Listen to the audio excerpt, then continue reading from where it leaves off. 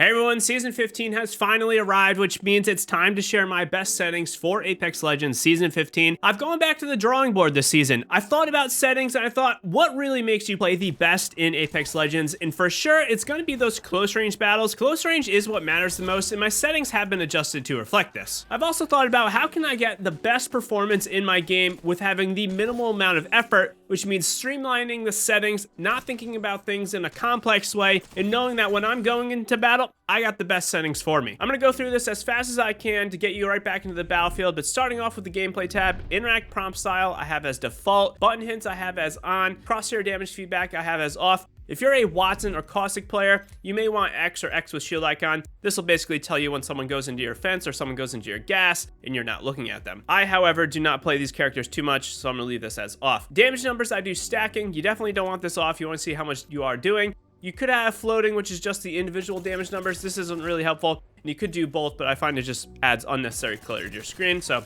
I do stacking. Ping opacity, I do default. Obituaries, I have as on. You obviously want to see your kill feed. Minimap rotation, I have as off. Some will like this to be on. This means the minimap rotates as you look around. I personally like to have my minimap always be in the north direction when I am playing, and this is how I just do it for all my games. Weapon auto cycle on empty, I have as off. I don't like the game to switch weapons for me when I do run out of ammo. I want to be in control of my game. Auto sprint, I have recently just turned this as on. I had it off for a very long time. I am finding though, by turning auto sprint on, I'm just getting the full movement out of my character. I don't need to double click my left stick to get me going, and I'm just moving as fast as I can pretty much right away. Double tap sprint, I have this as off. Jetpack control, hold or toggle, I do hold. You could do toggle if you don't have paddles and you are on controller. However, I think hold provides a much more kind of linear and kind of more consistent Valkyrie experience, so I like to hold. Incoming damage feedback, I have 3D. Taking damage closes death box, your crafting menu. This has to be off. This is the big one when you're in a death box trying to get that armor swap. If you take 1 or 2 bolts of damage, you will not get ripped out of that death box, so this absolutely needs to be off. This is probably like the biggest setting on the gameplay tab. Hop up, pop up, I like to have this as on. Streamer mode, I like to have this as off. I'm not a big streamer or anything, so I don't need to hide my stats or hide who I am. Anonymous mode, disabled. Usage sharing, I have as enabled. If you don't want to send your data to EA, you could turn this as disabled. I personally just don't care. Cross-platform play as enabled. That's just dedicated by my Xbox. Performance display, I have this as off. You could put this as on if you want to see like if you're lagging or if your frames are dropping. I, however, like to have this as off because I'm a creator and I like my screen to be as clean as possible. Club invites disabled. Communication filter everybody. For both the reticle and the laser sight, I like to do 255,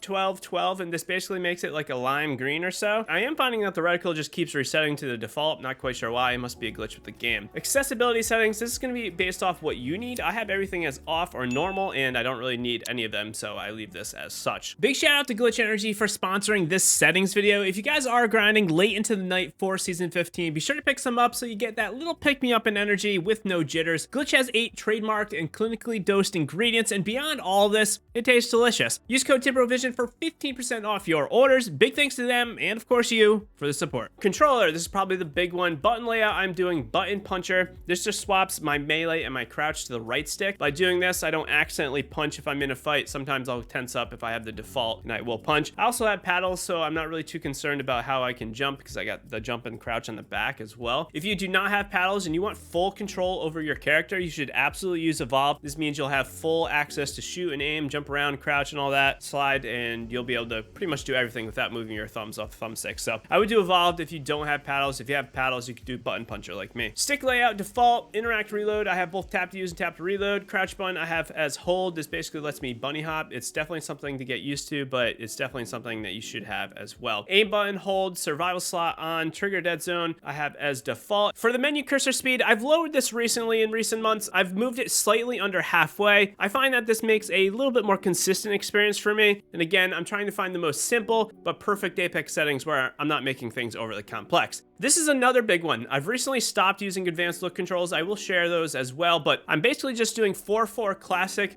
By doing 4-4 classic, this is going to by far give you the most consistent aiming experience at close range. My advanced look controls I think were a little bit better for beaming across the map, and you can copy these if you want, but I don't really care as much about those long range beams. I want to be really having the most consistent movement and aiming experience when I'm right up next to someone. Close range fights are absolutely dominant at the end game. Your close range fight is what you're going to have, not some long range beam more than likely. So you can copy these if you want to use my ALC settings. They're pretty standard. They're what a lot of people use as well. For per optic settings though, I am doing something like this. It's pretty simple. Again, basically 1 times is a little bit up, 2 times and 3 times is default, 4 times is default, and then 6, 8, and 10 I have slightly higher than default just because I do find that those big optics move pretty slow. I also don't really use these much at all as well. Response curve classic. If you're coming from something like Fortnite, you might want something like linear, but again, classic is really critical to having the most consistent close range aiming experience. So 4-4 classic is absolutely what I recommend. Look dead zone. This is a new one for me. I used to have small for the longest time. I'm now doing none. This will make your character have some sort of stick drift, or at least seem like it, but I'm finding that by having no dead zone, I have more control over how I am aiming. I don't need to move my stick a little bit before it starts moving, and this is a pretty big one. This has definitely made my aiming be a lot better in recent days. Movement dead zone though, I do have as small, inverted look off, and vibration I have as off. I don't need the feedback, and I actually think that when your hands are shaking when you're playing FPS games, it's making your aim a little bit worse, so I always like having my vibration as off. Field of view, you're gonna want anything over 90 really. Anything under 90 is just way too punched in. You're not gonna be able to see that much around you. You're gonna be missing people, and having something like 100 to 110 is definitely gonna work for you. I do 104 because this is what I've done in all my games. Field of view ability scaling, you want this as disabled. This won't change your field of view when you use an ability like Octane Stim. If you have this as enabled, it's not gonna be as consistent. Again, we want consistency. Sprint view shake, you want this as minimal as well. You don't want your screen shaking when you're running. Audio, this is definitely gonna be based off your setup, but I do music and lobby volume all the way down to 5%, so I can hear the music a little bit because I do enjoy the music, but I don't want it overpowering. And then dialogue volume, I have this at 35%. I don't want voice lines crowding up like sound effects stuff and footsteps, so I have this pretty low as well. And then sound effects punched to 100, and based off my specific streaming and recording setup,